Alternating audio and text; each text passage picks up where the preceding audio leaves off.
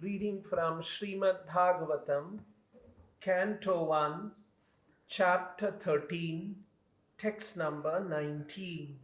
Pratikriyana yasyeha kutaschit karhichit prabho sayesha bhagavan kalaha sarvesham nahasamagataha. This frightful situation cannot be remedied by any person in this material world. My Lord, it is the Supreme Personality of Godhead as eternal time, Kala, that has approached us all. Purport by Srila Prabhupada. There is no superior power which can check the cruel hands of death. No one wants to die, however acute the source of bodily sufferings may be. Even in the days of so-called scientific advancement of knowledge, there is no remedial measure either for old age or for death. Old age is the notice of the arrival of death, served by cruel time, and no one can refuse to accept either summon calls or the supreme judgment of eternal time. This is explained before Dhritarashtra because he might ask Vidura to find out some remedial measure for the imminent fearful situation, as he had ordered many times before. Before ordering, however, Vidura informed Dhritarashtra that there was no remedial measure by anyone or from any source in this material world. And because there is no such thing in the material world, death is identical with the Supreme Personality of Godhead, as it is said by the Lord Himself in the Bhagavad Gita 10.34. Death cannot be checked by anyone or from any source within this material world.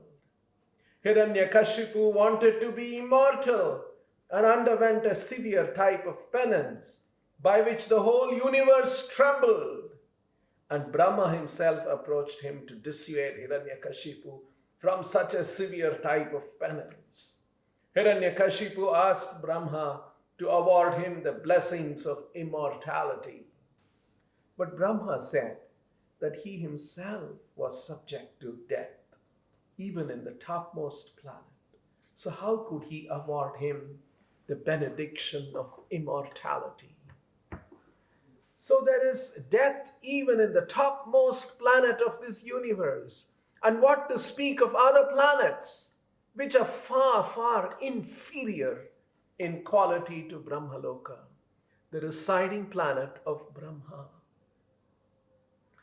Wherever there is the influence of eternal time, there is this set of tribulations, namely birth, disease, old age, and death, and all of them are invincible. Thus ends the Bhaktivedanta purport. So in this part of the Srimad-Bhagavatam, we are seeing a very important conversation that's happening between brothers, Vidura and Dhritarashtra. Dhritarashtra is a symbol of a materialistic man. All his life was full of intrigues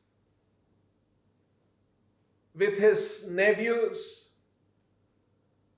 in order to see that his sons become the rulers.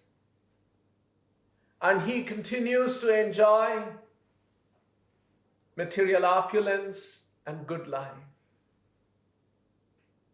And sometimes he had success, sometimes he had to go through failure, but his determination and zeal to enjoy the material world was undiminished.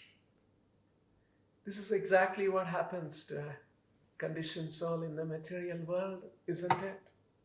We are so determined to enjoy this material world with opulence, with possessions, with family members, and with dignity, name, fame, control, influence. And we want to extend this as much as possible, and we don't want to give it up.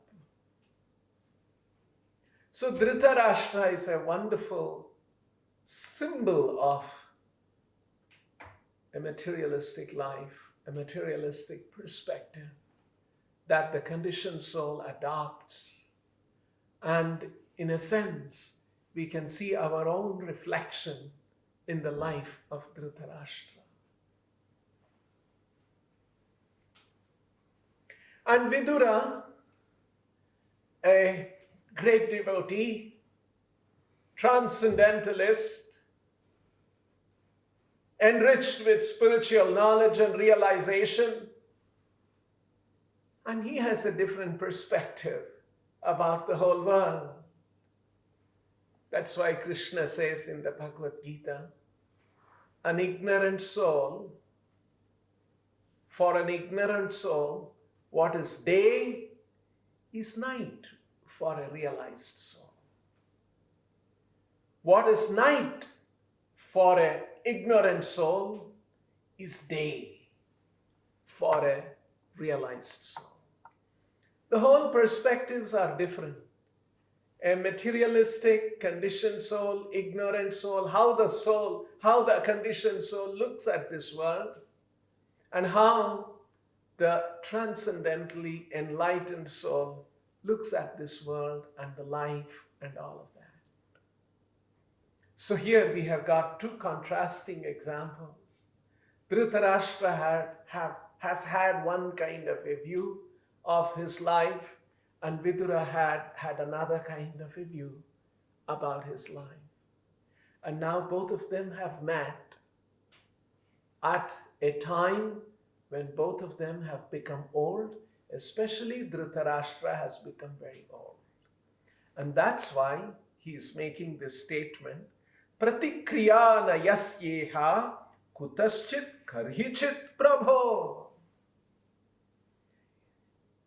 Dhritarashtra is elder to him, so he is addressing him a little bit respectfully. My dear Lord, Prabhu, my dear brother, my dear elder brother, my dear respectful brother,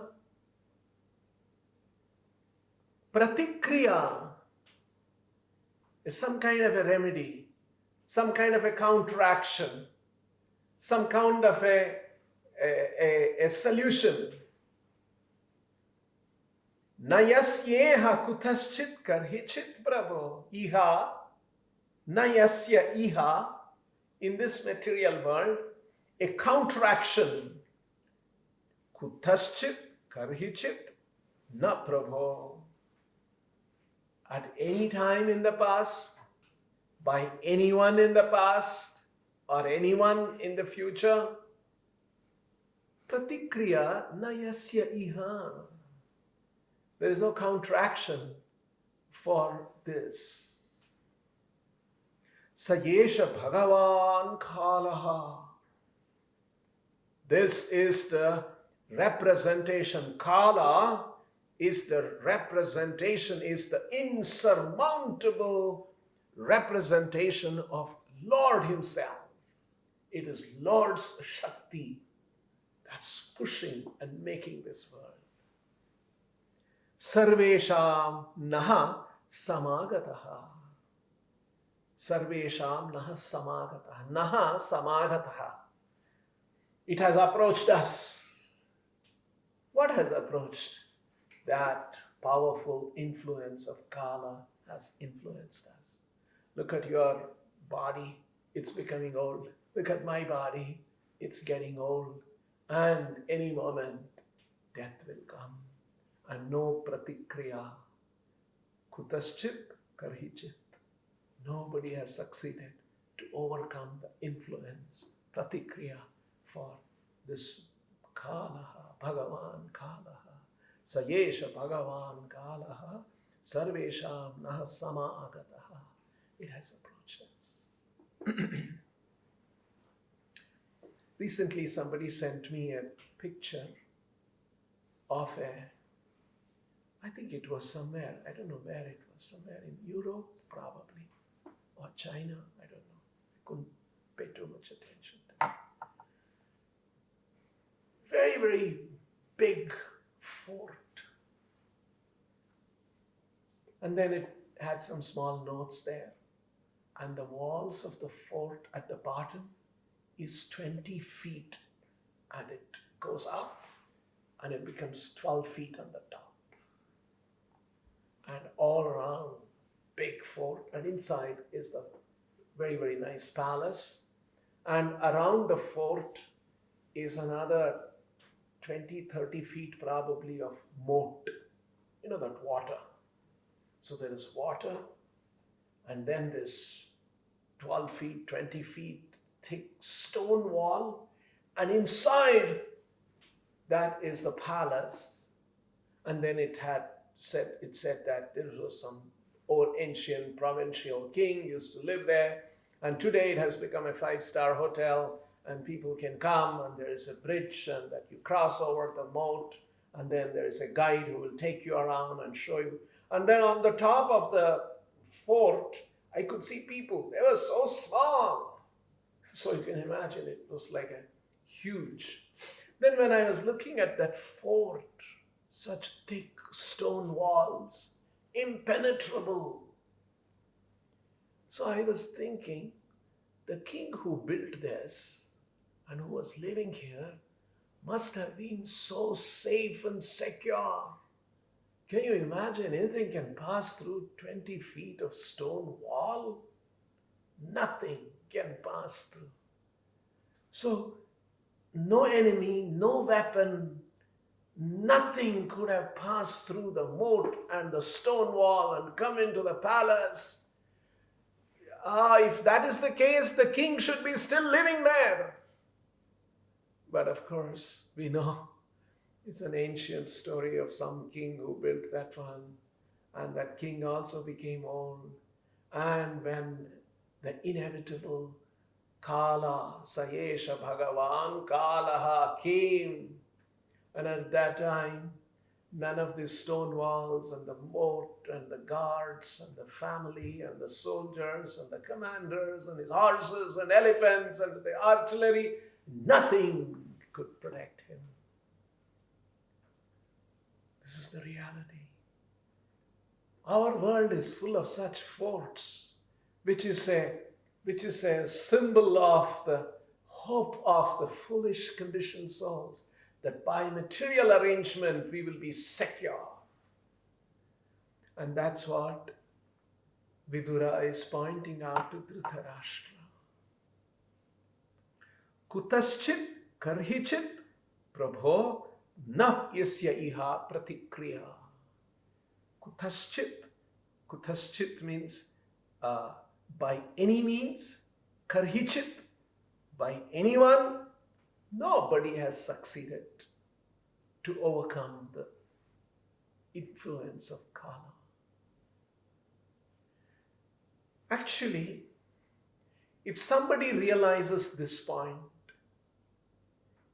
it is an important realization for a spiritualist, for a devotee who wants to make advancement in spiritual life. If the devotee can recognize that this is this insurmountable influence of time, and it is going to break down everything that I accomplish in this world into dust, into nothing. All my powerful positions and my acquisitions and my education and my degrees and my certificates and all the honor that I get from those things, everything is destroyed to nothing by the influence of dying.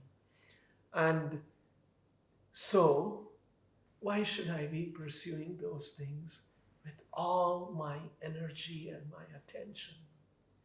Is there an alternate thing that I should be looking for?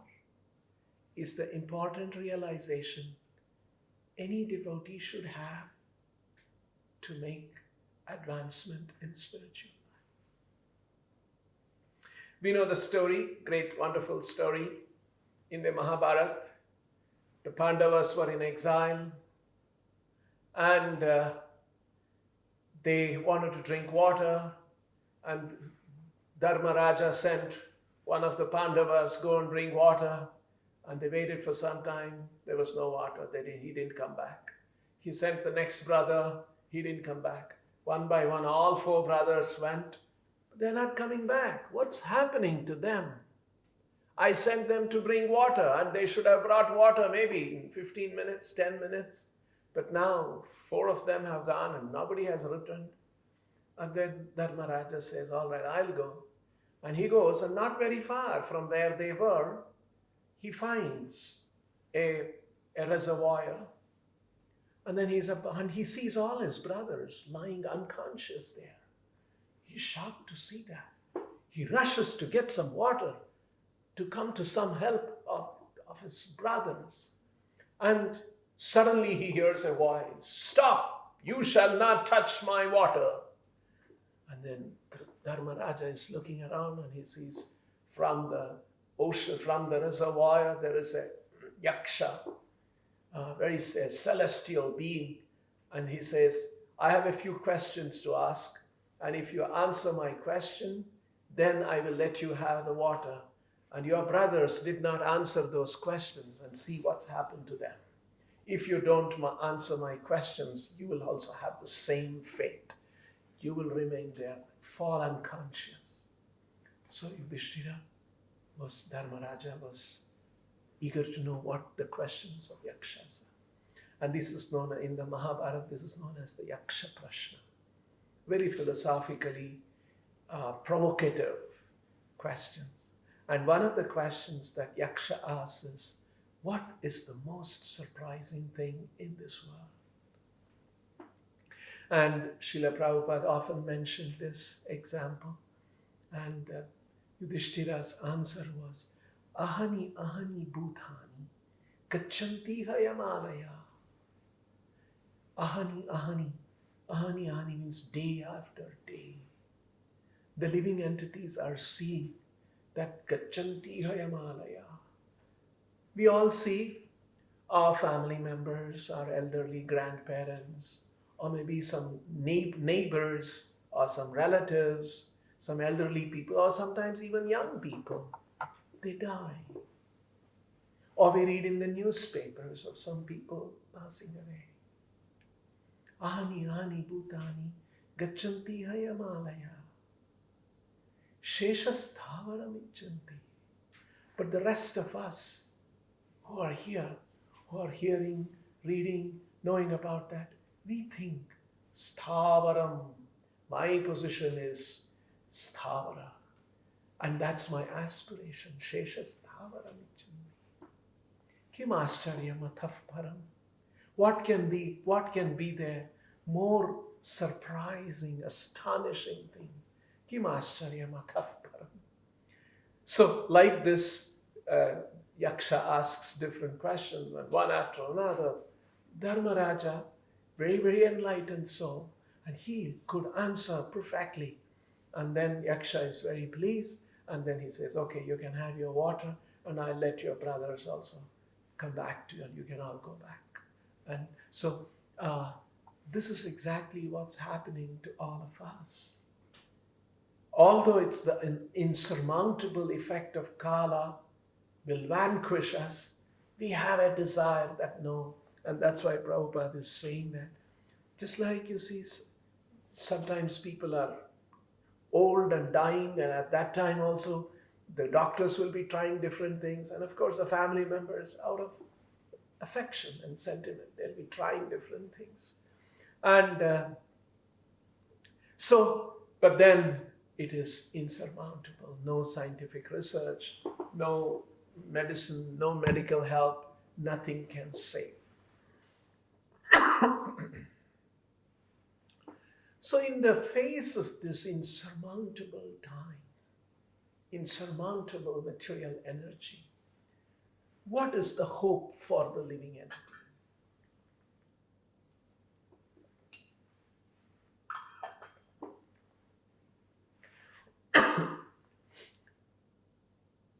We have come across devotees, we come across people in our country.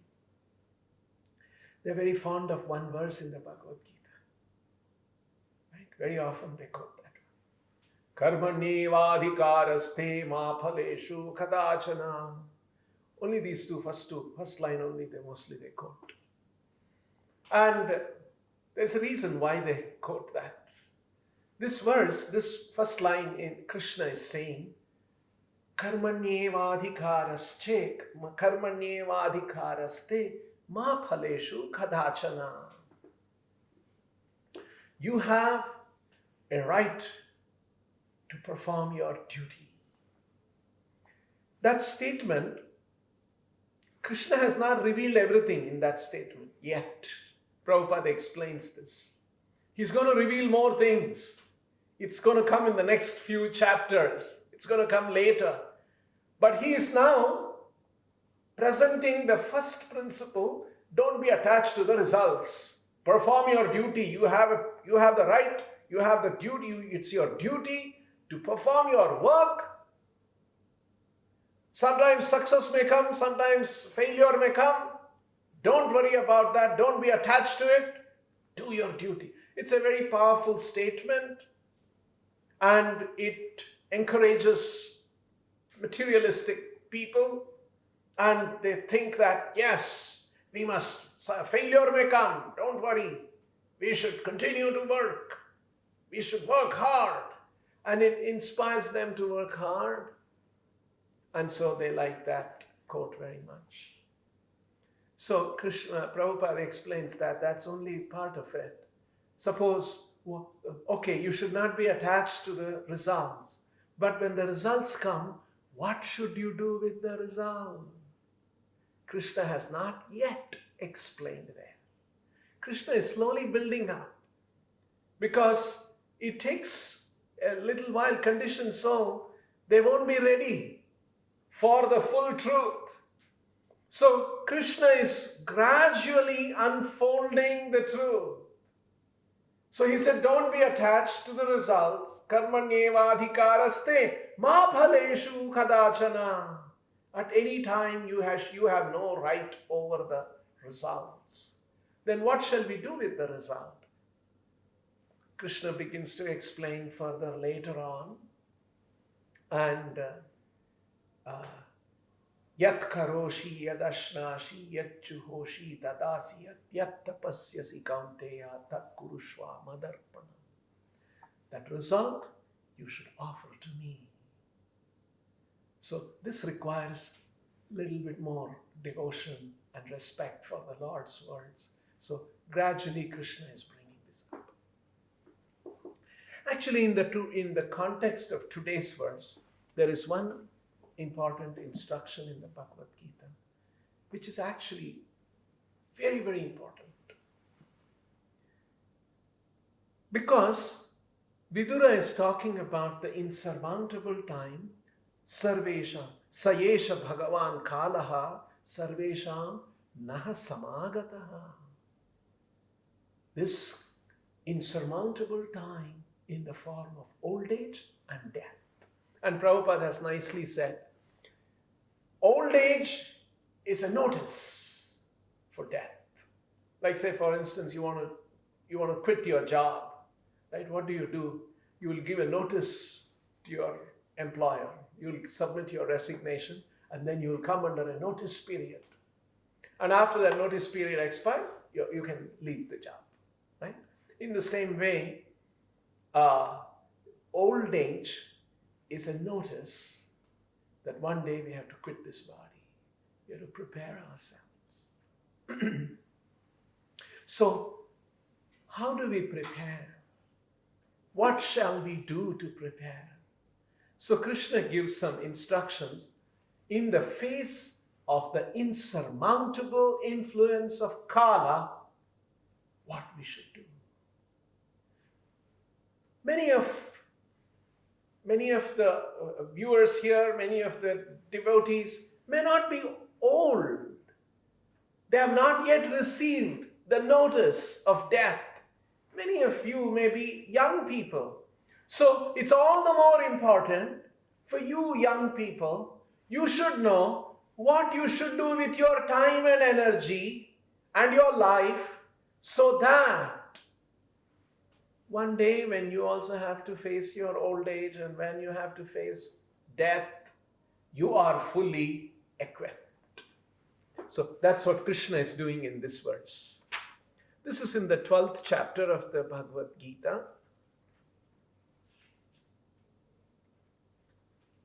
Krishna says,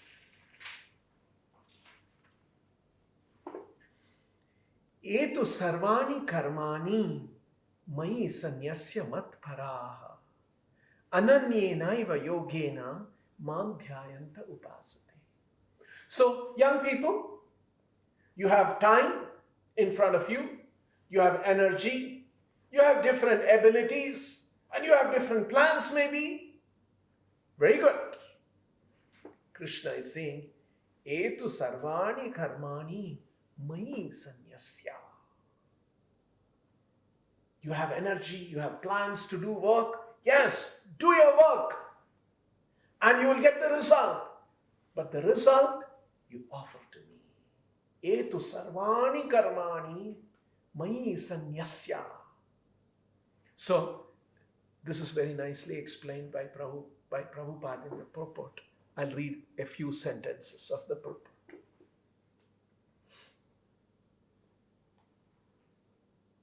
As stated before, the Supreme Lord can only be appreciated by devotional service. This is in the 12th canto. 12th chapter of the Bhagavad Gita. Krishna is referring to the 11th chapter, towards the end, where he said, only by undivided devotional service one can know me as I am. And so he's referring, Prabhupada is referring, as stated before, the Supreme Lord can be appreciated by devotional service. Bhaktyatva ananya shakya. Therefore, one should be fully devoted. One should fix his mind fully on Krishna in order to achieve him. Next, from now. One should work only for Krishna. It does not matter in what kind of work one engages, but that work should be done only for Krishna. This is the meaning of the statement, Etu sarvani karmani mai sanyasya.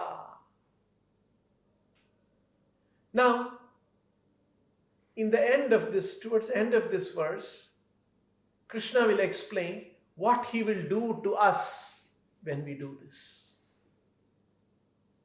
So, it's important.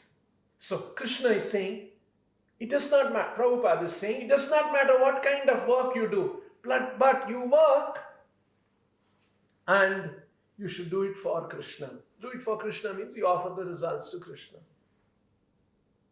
That is the standard of devotional service. So, we must work for Krishna, or we must work according to our situation, and the results we should offer to Krishna. This is Etu sarvani karmani mai sanyasya. We should offer the result. No, it does not mean that we cannot have some things for our life, for our comfortable life. No, you can have. No, that's not prevented. But you offer the result to Krishna beyond what is needed for your comfortable, peaceful, happy life. One should work only for Krishna. It does not matter in what kind of work one engages, but that work should be done only for Krishna. That is the standard of devotional. This is the standard of devotional service. The devotee does not desire any achievement other than pleasing the Supreme Personality of Godhead. His life's mission is to please Krishna. So somebody is a businessman. You can do your business very nicely. Earn lots of profits. More and more profits. Year after year, more profit. And you can keep your life, family members also happy nicely. But rest of the result, offer it to Krishna. And that way, Mayi Sanyasya, you're offering your results of your work to Krishna. And Krishna will be pleased. The devotee does not desire any achievement other than pleasing the Supreme Personality of Godhead.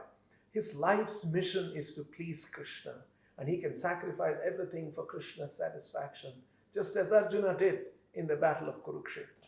The process is very simple. One can devote himself in his occupation and engage at the same time in chanting Hare Krishna, Krishna Krishna, Hare Hare, Hare Rama, Rama Rama, Hare Hare. Such transcendental chanting attracts the devotee to the personality of Godhead. So, Prabhupada is explaining that how Krishna is saying, Etu sarvani karmani mayi sanyasya matparaha. I'll come to that matparaha. Mayi sanyasya. Offering the results of our work to Krishna. That's the first step Krishna is saying. The second is matparaha. Matpara means focused on Krishna, focused on pleasing Krishna. That's the explanation Prabhupada gave in the purport. Both of the ideas are combined in that. A devotee, in his life, he is only thinking, I must please Krishna, focused on pleasing Krishna. That's called matpara. So, first step is sarvani karmani mayi sanyasya. Second point is matparaha ananyenaiva yogena mam dhyayanta upasate. Ananyenaiva yogena, without any deviation, mam dhyayanta, keeping our mind focused on me, upasate. In this way, you must do upasana of Krishna.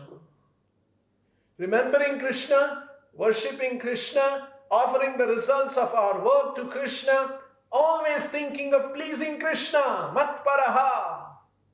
4 things Krishna has said. There's a 5th one coming up. If we do these 4 things, what is the result? Krishna is saying, Tesham aham samudhartha mrityu samsara sagara bhavami nachirat partha mayaveshita chetasam. Okay, I'll come to the result. I'll mention the 5th point that Krishna has mentioned. Mayaveshita chetasa. Mayi chetasa aveshitaha. Mayi aveshita chetasa. Chetasa means consciousness. Our chetana, our consciousness. What should our consciousness be? Mayaveshita chetasa. Our chetasa should be suffused with Krishna. Mayaveshita. See, Prabhupada translates Mayaveshita. Fixed, absorbed in, filled with Mayi, Krishna. And that's why, you see, Prabhupada coined this word Krishna consciousness. He called our society International Society for Krishna Consciousness. This word Krishna consciousness is throughout in the Bhagavad Gita and other places. This is the consciousness that is being recommended by the Lord. Mayaveshita chetasam means Krishna consciousness. Your consciousness, your chetasa should be Mayi aveshita. Should be filled with thoughts of me, consideration of pleasing me, That consciousness we must have. And that's what Krishna just see how nicely Prabhupada has coined this word and made an organization to carry out Krishna's instruction in the Gita. This is Krishna's instruction that we should become Maya Veshita Chetasa, to become conscious of me, to become fixed in me. And Prabhupada built a whole institution, an international institution to teach this in the society and for us to practice this in our own lives. Such a wonderful thing. So if we do all these things, what will happen? I'll offer the results of my work to Krishna. I will always think of pleasing Krishna. I will always mam dhyayanta. I will always ananyenaiva yogena. Without any deviation, I shall meditate on Krishna. And upasate, I shall worship Krishna. I'll come to the temple and I'll offer my respects and worship to Krishna. And in this way, I will maintain my Krishna consciousness. Maya Veshita Chetasa. What will Krishna do in return? Krishna is saying, Tesham aham samudhartha mrityu samsara sagara bhavami nachirat partha maya veshita chetasa. Krishna is saying, I become the deliverer. Tesham aham samudhartha. From what? Mrityu samsara sagara. This mrityu samsara, this material world, insurmountable influence of time, which has approached Dhritarashtra and Vidura there, which is going to approach us one day, is an insurmountable ocean of mrityu samsara sagara. This material existence, in which mrityu is a predominating factor, is like an ocean. However expert swimmer you may be, if you are in the ocean, can you ever save yourself? It's an ocean. How much ever you swim, you will become tired one day. Then what can you do? When you are in an ocean, when you are drowning in an ocean, your expertise in swimming is not going to help you. You need external help. Only then you will be saved. And Krishna is assuring, I will personally become your savior. Tesham aham samudhartha mrityu samsara sagara bhavami. I will become your samudhartha. I will become your deliverer. This is the confidence of a devotee. This material world is a mrityu samsara. I cannot, by my expert plans, I cannot conquer this. It has never happened. Kutaschit karihijit pratikriya nayasyeha prabho. This is what Vidura is saying. Nobody, nowhere, at any time in the past or in the future, has anybody succeeded in pratikriya, counteracting this Sayesha Bhagavan Kalaha. And that Sarvesham Samagataha, that has approached us. That's approaching us. You are getting old. Anytime you can die. And that's true for all of us. This discourse is going on in Hastinapura in front of Yudhishthira and many others in Dhritarashtra. But actually it is pointed towards Dhritarashtra because he's an old man and Samagataha. And so this is the confidence. This is I don't know, somehow karmis take that verse, karmanyevadhikaraste vapaleshu kadachana. This is an important verse that gives us hope that Krishna will become this, our savior, our deliverer. And this is what we should be doing. Etu sarvani karmani mai sanyasya matpara ananyenaiva yogena mam dhyayanta upasate teshamaham samudhartha mrityu samsara sagarat bhavami nachirat. And Krishna is saying, nachirat, It's not that, you have to do this about 1,000 lifetimes and then I may come at that time and deliver you. No. Bhavani nachira. Very quickly I will come to deliver you. Maya veshita chetasa. If you have consciousness of me. So, there is a very nice verse in the Srimad-Bhagavatam of Narsimha Leela, which is just Narsimha Jayanti is coming. We will soon be observing in a few days Narsimha Jayanti. And Narsimha had just finished killing Hiranyakashipu.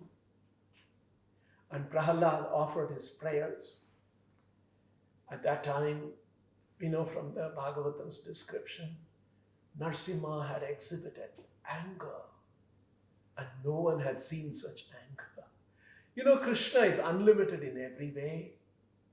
Everything he does, he can do to an unlimited extent. Imagine if Krishna shows his anger, he can show anger to such an extent. All the devatas were trembling. And devatas tried to offer their prayers to pacify Narasimha, but he was so ferocious. He was so angry at Hiranyakashipu. What he had done to his dear devotee, small boy. And feeling that anger, and then Brahma said, we are not with all our learning, with all our great erudite poetry and chosen poetry. Narasimha is still so ferocious. Prahalad, you go. And then Prahalad came. He folded his hands and he offered his prayers. And after offering his prayers, he fell flat at the feet of Narasimha. At that time, Bhagavatam says this is a very beautiful verse. Swapadamule patitam tamarbhakam. After beautiful prayers of Prahalad, great devotee, wonderful consciousness, devoted consciousness, and he's fallen at the feet of Narasimha. Swapadamule patitam tam arbhakam. Arbhaka means a small boy. He's a small boy, but he has fallen. Patitam tam arbhakam. Patitam means he's fallen flat. Swapadamule, at his lotus feet. So, Narasimha, who was full of anger and all that, and now he's seeing Swapadamule patitam tamarbhakam vilokya deva. Then Narasimha, he saw Prahalad helplessly lying at his feet. So, when Narasimha saw Prahalad falling at his feet, Vilokya Deva, he saw. Vilokya, he saw. And what happened to Narasimha? Vilokya Deva Krupaya Pariplutaha. His heart was overcome by kripa, by compassion, by affection for patitam tamarbhakam. So, Prabhupada explains in this context, like Prahalad, we should fall at the feet of the Lord. I have nothing to hold on. All my great ability, none of those things are of any help. That feelingly, Prahalad fell at his feet. And so when he fell at his feet, Vilokya Deva Krupaya Pariplutaha. Pariplutaha means Narasimha was moved into ecstasy. Pariplutaha. We usually hear about devotees feeling ecstatic, right? Chaitanya Mahaprabhu feeling Nayanam Kashrudaraya Vadanam Gadgadaruddaya. We hear about devotees feeling ecstasy. Here the Bhagavatam is saying that Vilokya Deva Krupaya Pariplutaha. Narsimha became ecstatic. Just imagine, what is the devotion of Arbaka, that small boy, Prahalada. And so what did Narsimha do? Swapada mule patitam tamarbhakam vilokya deva krupaya pariplutaha uttapya tatshirshnya adadat karambhujam uttapya. So Narsimha Deva saw when that boy, he's fallen, and with such devotion, he's falling at his feet. Uttapya, he lifted him. Uttapya, tatshirshya adadat karambhujam. Karambhujam, his lotus hands, Narsimha's lotus hands, adadat, he placed tatshirshya. Shirshni adadat, on Prahalada's head, he kept his hand. Uttapya tatshirshyak adadat karambhujam. So what happens? What is this Narsimha's hand keeping on the head of Prahalad? What is this about? Bhagavatam says, Kalahi vitristha dhyam kruthabhayam. Kalahi. Kala, we are talking about Kala. Today's verse is about insurmountable, Saesha Bhagavan, Kalaha, the insurmountable time. And here in the Bhagavatam, it is described as Kalahi. Ahi means a serpent. So this time is compared to a serpent.